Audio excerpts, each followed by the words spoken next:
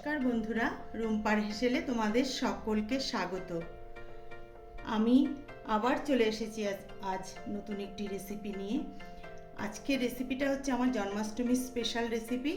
আজকে আমি তোমাদের মধ্যে শেয়ার করব ছোলার ডালের মোহনভোগ।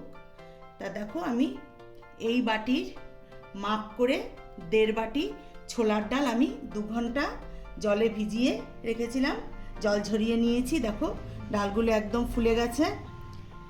আর এখানে নিয়ে নিয়েছি, এটা হচ্ছে খোয়া ক্ষীর, এখানে আছে আমন্ড, এখানে আছে কাজু, আছে পেস্তা আর কিশমিশ, আর এখানে আছে ঘি।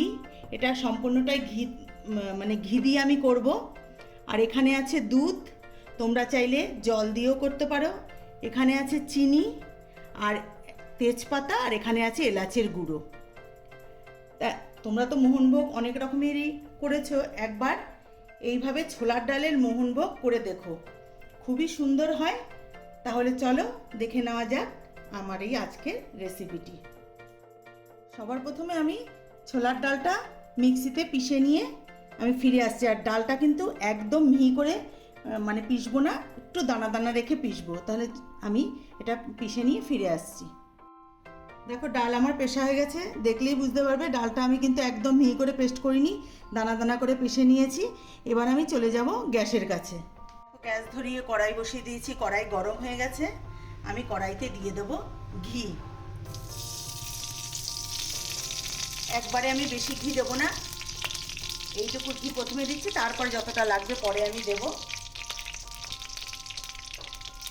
সবার প্রথমে আমি ঘিটা গলে গেলে পরে, ঘিটা দেখো গলে এসছে, গরম হয়ে গেছে ঘিটা। এবার আমি এর মধ্যে দিয়ে দেবো, সবার প্রথমে আমি কাজুটা ভেজে তুলে নেব।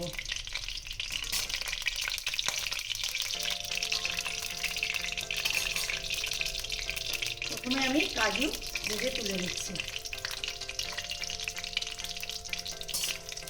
দেখো, কাজুটা ভাজা হয়ে গেছে, কাজুটা আমি তুলে নিচ্ছি।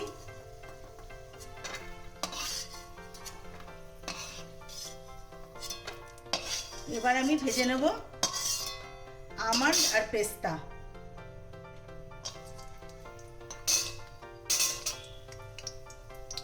সবশেষে কিশমিশটা ভাজবো। এবার আমি এটা ভেজে তুলে নেব। দেখো, এখানে কাজু, আমন্ড, পেস্তা, কিশমিশ আমি ভেজে তুলে নিয়েছি। ড্রাই ফ্রুটসটা তোমরা তোমাদের পছন্দ মতন দিতে পারো। এবার আমি ভেজে নেব খোয়া ক্ষীরটা, একটু ভেজে তুলে নেব।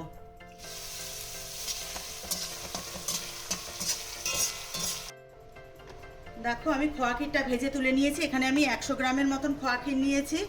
এবার আমি এর মধ্যে দিয়ে দিচ্ছি 2টো এলাচকে মুখ ফাটিয়ে দিয়ে দিলাম, আর দিয়ে দিচ্ছি একটা তেজপাতা 2 অর্ধেক করে।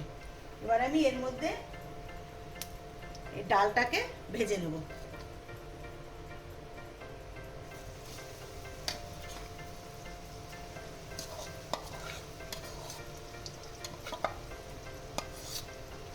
এবার আমি ডালটাকে খুব সুন্দর করে ভেজে নেব।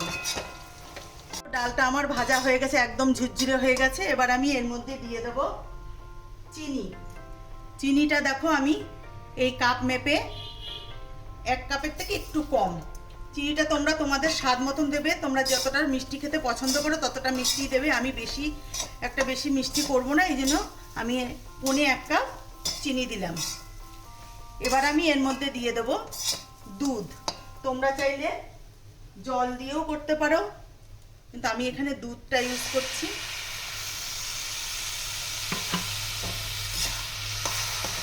এবার আমি এর সঙ্গে একটু নাড়াচাড়া করে নেব।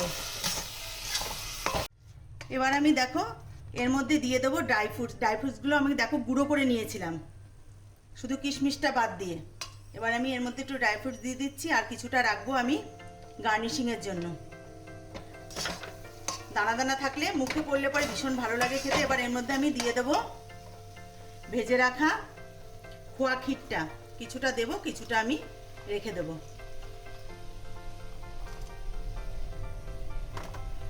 এবার সব কিছুর সাথে ভালো করে নেড়ে চেড়ে নেব। এবার এর মধ্যে দেবো আমি একটু এলাচের গুঁড়ো। এবার আমি এর মধ্যে দিয়ে দিচ্ছি এলাচের গুঁড়ো। আমি আগে থেকে ভেজে গুঁড়ো করে রেখেছিলাম, সেটা দিয়ে দিলাম, তাহলে গন্ধটা খুব সুন্দর আসবে।